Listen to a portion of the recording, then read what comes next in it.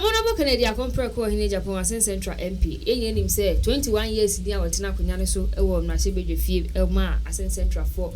Na mafo breka ene onye hwe ebi se kwaku tail Kevin Taylor kwaku skirt nipa de doors wo mo aso onye hwe doors. Na in an interview why what did say me to do according to Honorable 2024 wasi ye do is one copy because who's a man for be saying what's ya Central Capre won fan my put you of fan my and the chromophobia so aso so ma no chobe enu nti ne sa no 2024 won ko na wo share ni mu se ni pepe baba betina akonya no so no mu hu sa kire se bi onu de put you ba no waje atu mu sampa onu kan de wanya hwe na mo hu se nipa na nya hwe a ho na mo de ne bo bebre ne so na aboje onu be ka se je wa de empe obeto ne back de ho mo faso ene bi so na bo se nti ona bo unkoi u jama ho fi de ade oni to jane se 2024 Emerson Central and promote nentwie 1000 at the bro no can the compare ko hine Agyapong a ya de obekwa stand as an MP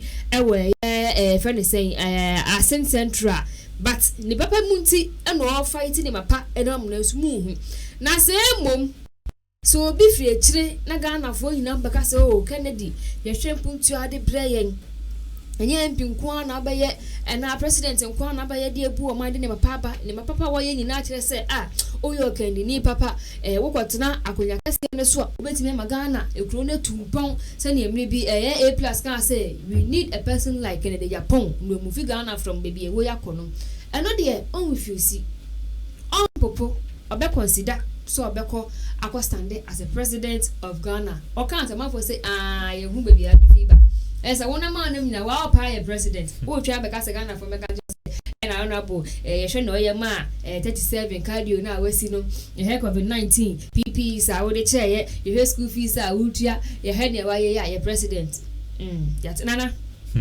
o se Ghana for request na Ghana for ask say on be the president or be consider so be running as a president of Ghana.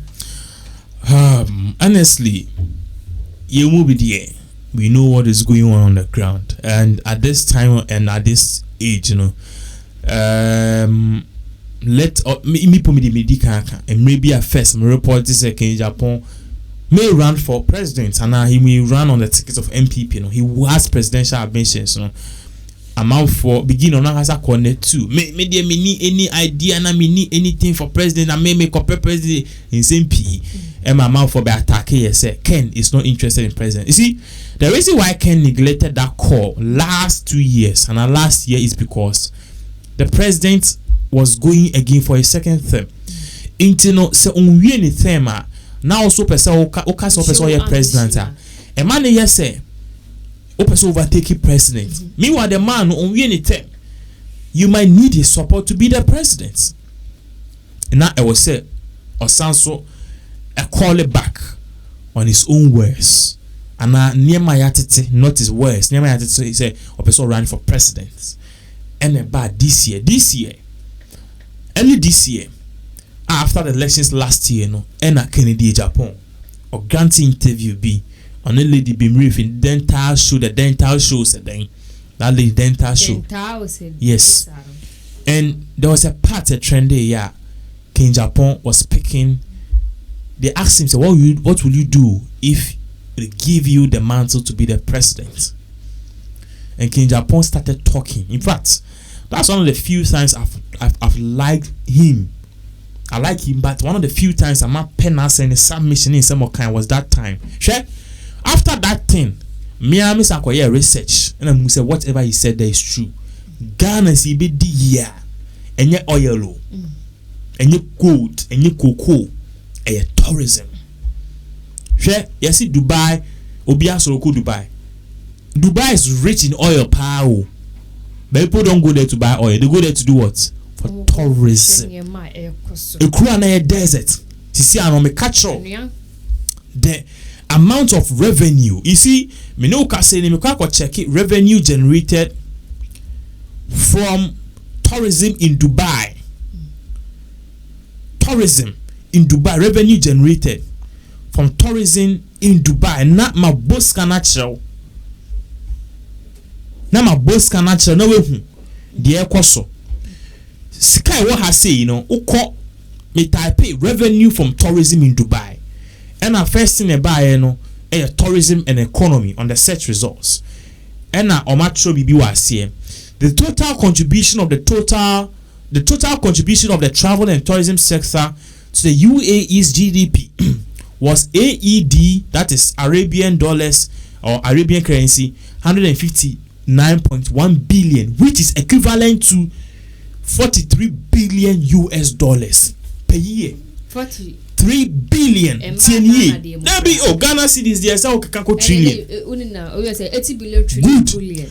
So the money here is 43 billion dollars because almost can be 169 billion. But what the bad dollars one, which is the currency they use as international currency, a year 43.3 billion dollars. That is the GDP, gross domestic product. It is forecast to rise by, I don't say, which is 12.1% of GDP, which means says Ghana about 12% of the gross domestic product, which is GDP, the income of Dubai. It is forecast to rise by 4.9% per annum, which means every year be per annum a year, by almost 5%, 4.9 rounded it up by 5%, which means this year and last year Dubai had $43 billion, and next year 5% might become, which is the number 55 billion or more. At the same time, to a 12.1% of Dubai for Musika. What am I say? And our party said they expect to be rising up from now to 2027. Now you call oil. Maybe type revenue from oil. Emma Dubai na mashare de beba. Minuaba TRC. Utie ha de me type revenue from oil in Dubai. This is what they are saying. The earnings are more than 4 times the country's gross domestic product, around 71 billion, nearly 43% of the total Arab GDP. But at the end of the day, I'm sure we say sika eba country you know. Tourism more. Media mamin kanokre. Me check it and me won't almost say crude oil, because everyday production they get nearly $71 billion. But we share $71 billion. Now we share $43.11 billion. Also we say bako cry ye baby o. Bako ye baby tourism. It's tourism a grow oil on first last year na omunya 71 billion ebetiti do nim denti ebetiti because you see edu baby e won pempensu and edu pempensu bu wi ase a you see amanfo ye see empe cars e petrol bi ye electric cars okwa abrochi a Tesla you see an cars na e ban kra eye auto drive utimu a pempen me ko cantonment e do be ko traffic e be gina se uti chrome ha ana wo Ghana na hu sa car ni bi da enu ntia na wo so hu se bibi koso. Information will be yes. We are saying let's never catch us heaven on earth. Can now team no. So steer do be call. Mia me share video bi on YouTube. Me maintain mu that me ko dwa me no. Me share video bi on YouTube guy bi talk car ni bi Tesla models ni bi. Auto drive and a selfless drive was a thing. 1 hour no streaming live. Na me share e de ne call her to Hollywood, California, Hollywood, they never back. Yes, and also a use fuel, a use solar at the same time. To more stations, we will do our ultimate plug. I'm say electrical cars. So now, no, first now, oil, our BBC, and oil, no, and back down. We are more investing in solar panel because of our climate changing Yema. So it's also said the thing on the rise. Tourism. So when Agyapong said, I say, akoya can say because Ghana you ain't me fan compare Dubai there. Dubai produce on large scale casa. I mean you can't compare. But tourism last year, Osha tourism a brand year home year of return. We got almost more than $1 billion. Do you know the number of people who pass through Kotoka each year? $3 million. 3 million people pass through Kotoka each year. So 3 million, if Ghana, it means 2 million. Say, omo babe spend on musika wa Ghana for tourism. Yisikamaye.